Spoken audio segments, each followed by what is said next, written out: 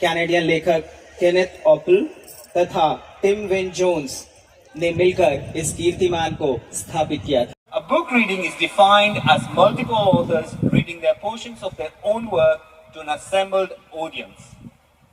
अब इस रिकॉर्ड के जो मुख्य नियम हैं वो मैं आपको बताता हूं। और पहला नियम है कि पुस्तक पठन का अर्थ यह है कि कई लेखक अपनी स्वयं की प्रकाशित पुस्तकों के अंश दर्शकों के सामने पढ़ेंगे। All audience members must have a clear view of the stage. सभी दर्शकों को मंच स्पष्ट रूप से दिखाई देना चाहिए। The reading must be given in front of a ticketed audience. I hope you remember buying the tickets to come in here. यह आयोजन टिकट प्राप्त दर्शकों के सामने होना चाहिए और मुझे आशा है आपने वो टिकट्स खरीदे होंगे। The show must be of a professional standard. कार्यक्रम पेशेवर स्तर का होना चाहिए।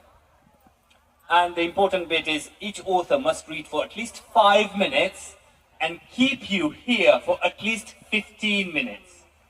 हर लेखक को कम से कम 5 मिनट के लिए उस किताब के अंश को पढ़ना अनिवार्य है और दर्शकों को कम से कम 15 मिनट तक कार्यक्रम में उपस्थित रहना होगा।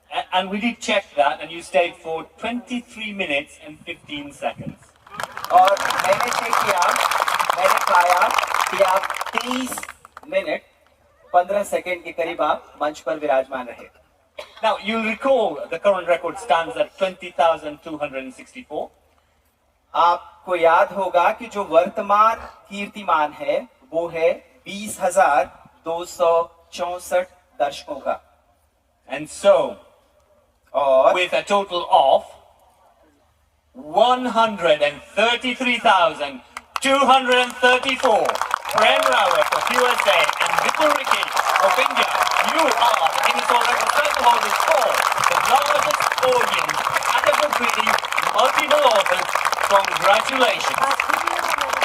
प्रेम रावत जी 1,33,234 दर्शकों के साथ और विपुल रेखी जी आपके लिए भी आप एक से अधिक लेखक द्वारा सबसे बड़े दर्शक समूह के समक्ष पुस्तक पाठ के लिए गिनेस वर्ल्ड रिकॉर्ड्स के खिताब के विजेता घोषित किए जाते हैं।